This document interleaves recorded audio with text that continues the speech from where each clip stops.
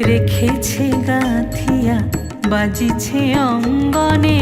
মিলন বাঁশরি বকুল মুকুল রেখেছে গাথিয়া বাজিছে অঙ্গনে মিলন বাঁশরি